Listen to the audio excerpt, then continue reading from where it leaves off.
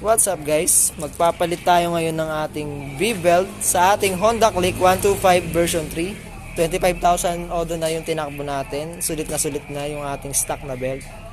So ang ipapalit kong belt guys, original pa rin, genuine from Honda.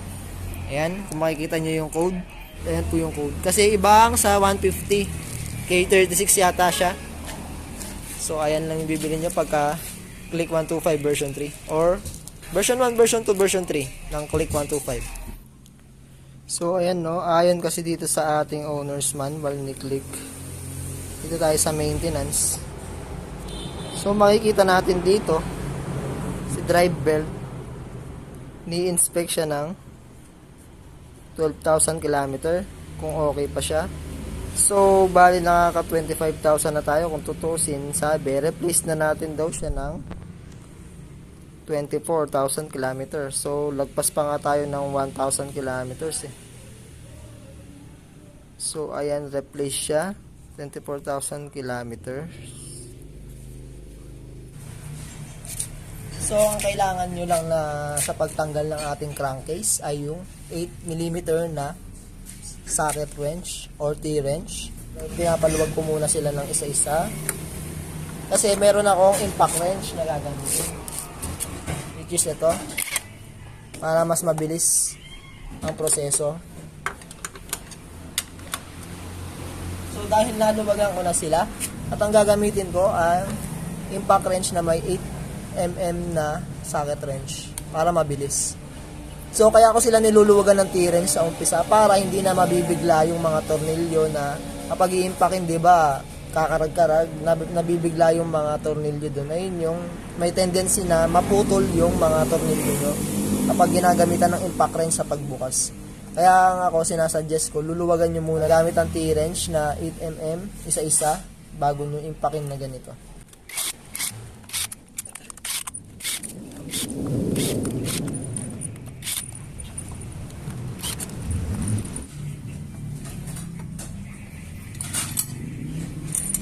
So ayan no, bali nabuksan na natin guys. Bago natin palitan yung ating belt, i-compare muna natin yung sukat nitong ating stock na luma na ano na 25,000 odo na yung tinakbo versus dun sa brand new na binili natin. So babaklasin ko muna to. So ayan no, natanggal na natin tong lumang belt natin. I-compare natin siya dito sa ating biniling bago na belt. Ayan, lalo na yan. Medyo delikado tayo dito. Ayan, kung makikita nyo. Ayan, ito yung ating luma sa taas. Tapos yung bago natin ay nasa baba. Ayan. Ayan, kung pagbabasihan mo yung luma tsaka sa bago natin, ayan. Hindi naman nagbago yung mga ngipin. Same, pantay-pantay pa din naman. Tapos ngayon, gagamitan naman natin ng panukat. So ito, susukatin natin si luma muna. Ayan no, 21.7, ayan.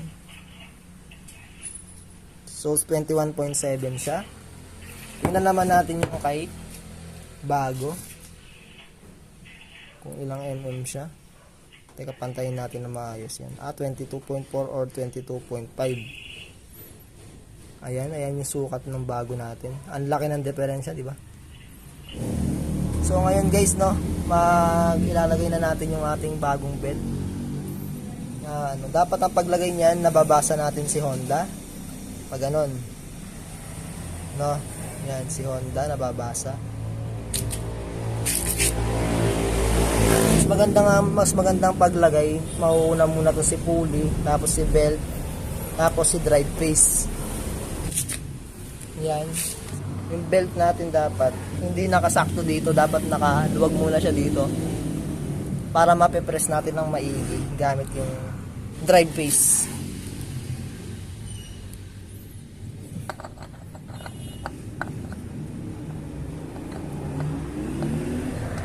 Yan, kailangan lapat yan guys no. Dapat nakalabas yung spline. Tsaka dapat ramdam nyo na nakatukod siya dun sa bushing. Yan. Balik na natin yung lock natin. So kapag ka magbabalik kayo, kakamayin nyo muna, wag yung diretso impact kakamayin nyo muna. Ikpitan nyo ng kamay. Tapos, dun pa lang natin siya impakin.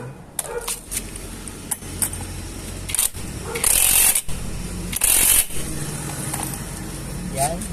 So, nahigpitan na natin. Tsaka nyo nahatakin itong belt. Yan. At least, nung hinigpitan nyo, nakakagalaw yung belt. Hindi siya naiipit. So, susunod naman natin si torque drive. So, ito si torque drive naman. Lagyan natin ng konting grasa dito sa kanyang needle bearing. Ang lalagay natin na grasa is high temp. Ito. Kulay blue. Konti lang. Yung tamang mapapahiran lang yung mga needle bearing niya. Ngayon, pagka nalagyan nyo na ng grasa, punasan nyo yung mga excess, yung mga sobra. Pag ibabalik natin to, papaipit natin siya dun sa belt.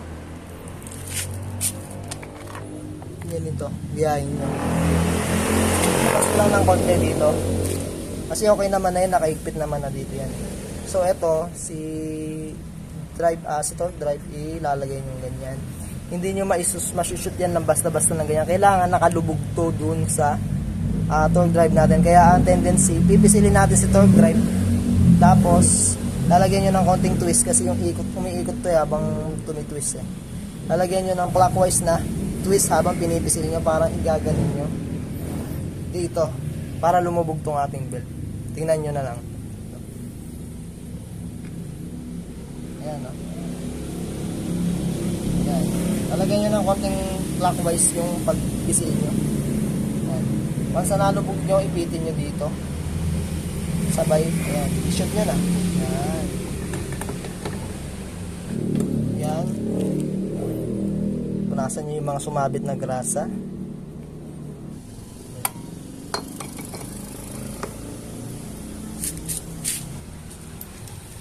Spacer, huwag nyo kakalimutan ha. Kasama lagi yan. Kamayin muna bago yung pakin.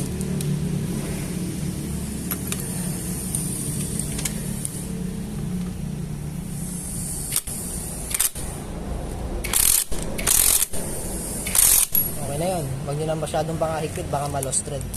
Tapos start na natin.